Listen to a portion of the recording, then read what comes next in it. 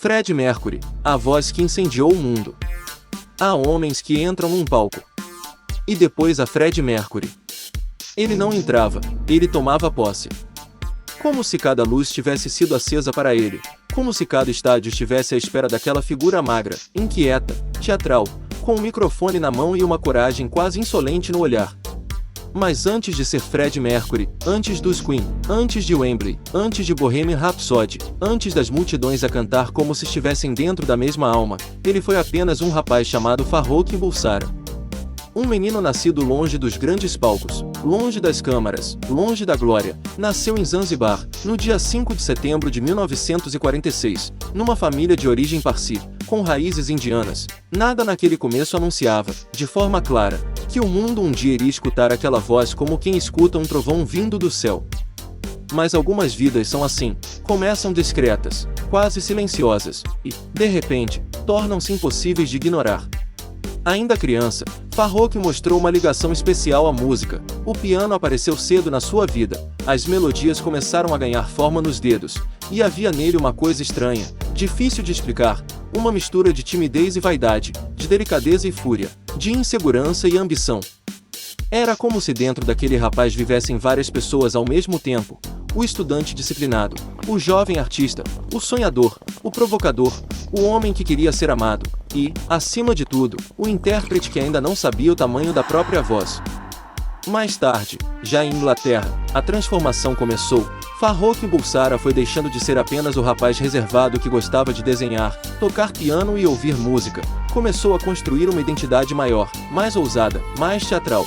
E essa identidade acabaria por ganhar um nome que o mundo nunca mais esqueceu: Freddie Mercury. O nome parecia inventado para a lenda, curto, forte, brilhante, quase perigoso. Mas Fred não nasceu pronto, ele construiu-se, peça por peça, atitude por atitude, canção por canção, fracasso por fracasso, porque antes de haver aclamação, houve tentativa, antes dos aplausos, houve noites pequenas, antes da fama, houve dúvidas. E quem olha apenas para o brilho final esquece-se de uma coisa: ninguém chega ao topo sem atravessar zonas escuras. Foi nesse caminho que surgiram os Queen. Brian May, Roger Taylor, John Deacon e Freddie Mercury formaram uma banda que não queria apenas tocar rock, queriam fazer espetáculo, queriam misturar peso, elegância, ópera, teatro, guitarras, coros, drama e ousadia. Numa época em que muita gente queria encaixar artistas em gavetas, os Queen pareciam dizer: nós não cabemos em gaveta nenhuma. E Freddie era o centro dessa explosão. No palco, ele transformava-se. O homem que fora tímido, reservado, às vezes inseguro, desaparecia debaixo das luzes. No seu lugar surgia uma criatura magnética, dona do espaço, capaz de comandar milhares de pessoas com um simples movimento do braço. Ele não cantava apenas, ele desafiava. Desafiava o público a responder, desafiava a banda a ir mais longe, desafiava as regras da música popular, desafiava até o próprio corpo, como se cada atuação fosse uma batalha que precisava de vencer. E então veio uma das canções mais improváveis da história do rock: Bohemian Rhapsody. Uma música sem forma normal, sem refrão comum, com ópera, balada, guitarras pesadas, drama e loucura criativa. Muitos poderiam ter dito que era longa demais, estranha demais, arriscada demais. Mas Freddie Mercury não parecia interessado em fazer apenas o que era seguro. E ainda bem. Porque Bohemian Rhapsody tornou-se uma dessas obras que atravessam gerações, uma canção que parece um teatro inteiro comprimido em poucos minutos, uma confissão, um delírio, uma tragédia e uma celebração, tudo ao mesmo tempo. Fred tinha esse dom, transformava exagero em arte, transformava risco em identidade, transformava estranheza em grandeza. Mas a vida de Freddie Mercury não foi apenas luz. E é aqui que a história fica mais humana. Por trás do sorriso provocador, por trás das roupas extravagantes, por trás do bigode, das festas, dos palcos e dos aplausos, havia um homem com solidão. Havia alguém que queria amar e ser amado, alguém que, mesmo rodeado de gente, nem sempre se sentia verdadeiramente acompanhado. A fama dá muito, mas também cobra muito.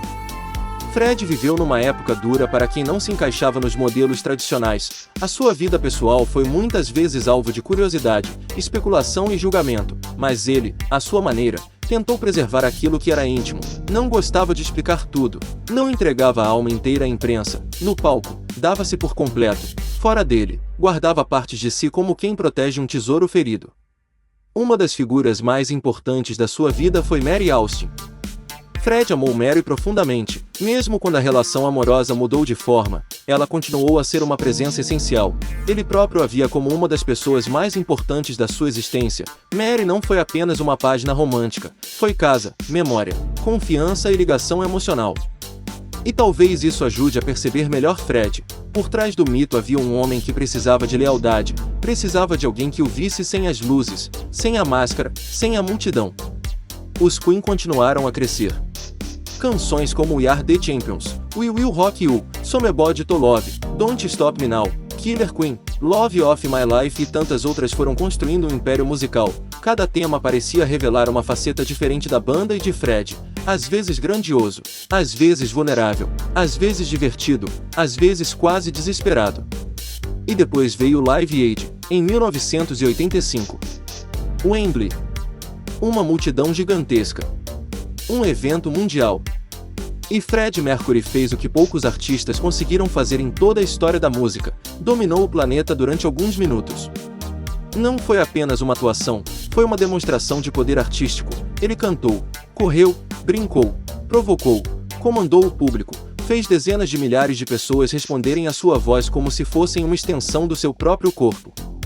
Aquele momento tornou-se lendário porque ali se viu tudo o que Fred era.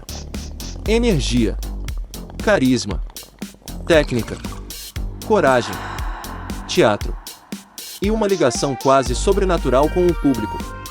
Há artistas que precisam de grandes cenários para parecerem maiores. Fred precisava apenas de um microfone. E mesmo esse microfone, muitas vezes, parecia pequeno demais para ele. Mas enquanto o mundo via o mito crescer, a vida preparava o golpe mais cruel. Nos anos 80, a SIDA tornou-se uma sombra terrível, uma doença cercada por medo, ignorância, preconceito e morte. Fred, como muitos outros, viu essa sombra aproximar-se, e quando a saúde começou a falhar, ele não fez da dor um espetáculo barato. Continuou a trabalhar. Continuou a gravar. Continuou a cantar. Mesmo quando o corpo já não acompanhava a força da alma, Fred Mercury ainda queria deixar música, ainda queria transformar o pouco tempo que lhe restava em arte. E há algo profundamente comovente nisso. Por que cantar quando tudo corre bem já é difícil, mas cantar quando a vida está a fechar portas, quando o corpo pesa, quando a morte está perto, exige outra fibra, exige uma coragem que não se vê logo, mas que se sente. As últimas gravações de Fred carregam essa verdade. A voz já não era apenas espetáculo, era despedida, era resistência, era uma forma de dizer, ainda estou aqui. Mesmo a enfraquecer, ele permaneceu artista até ao fim. No dia 24 de novembro de 1991, Fred Mercury morreu, tinha apenas 45 anos. 45. É uma idade curta demais para uma vida tão grande. Mas aqui está o mistério das grandes lendas. Algumas pessoas vivem pouco em anos, mas vivem imenso no impacto que deixam. Fred não desapareceu. A sua voz continuou nas rádios, nos discos, nos estádios, nos filmes, nos jovens que descobrem Queen pela primeira vez, nos velhos fãs que ainda se arrepiam quando ouvem os primeiros acordes, nos artistas que aprenderam com ele que o palco não é apenas um lugar onde se canta, é um lugar onde se existe com tudo. Fred Mercury ensinou que a diferença pode ser força, que a extravagância pode ser arte, que a vulnerabilidade pode esconder uma tempestade, que uma voz pode atravessar décadas, e que uma pessoa, mesmo cheia de contradições, pode transformar a própria vida numa obra inesquecível. Ele foi Farouk Bulsara. Foi Fred Mercury. Foi vocalista dos Queen. Foi compositor. Foi performer. Foi excesso. Foi elegância. Foi dor. Foi festa. Foi solidão. Foi coragem. Foi teatro. Foi música em estado puro. E talvez seja por isso que ainda hoje, quando alguém ouve We Are The Champions, não escuta apenas uma canção, escuta uma vitória, escuta uma multidão, escuta um homem que cantou como se estivesse a desafiar o próprio destino. Fred Mercury não foi perfeito. Nenhuma lenda verdadeira é. Mas foi único. E isso vale mais do que a perfeição. Porque os perfeitos passam, os únicos ficam. E Fred ficou. Ficou no piano. Ficou no microfone. Ficou no eco de Wembley. Ficou na ousadia de Bohemian Rhapsody. Ficou no grito de quem canta sem pedir licença ao mundo. Ficou na memória de quem sabe que, por vezes, a vida dá a uma só pessoa uma voz grande demais para morrer. Freddie Mercury partiu cedo. Mas a sua voz ainda entra em cena. E quando ela começa, o mundo cala-se por um instante. Porque algumas vozes não acabam. Apenas esperam que alguém carregue no play.